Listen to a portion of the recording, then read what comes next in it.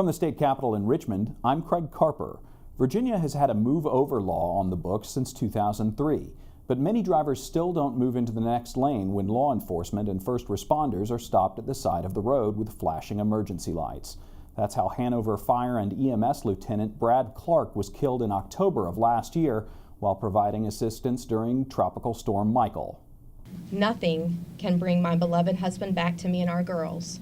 But what we can do moving forward is to make the commitment to bring about change and awareness to the epidemic of distracted driving and the failure to move over. Delegate Chris Peace has introduced legislation that would increase the penalty for those who do not move over for first responders.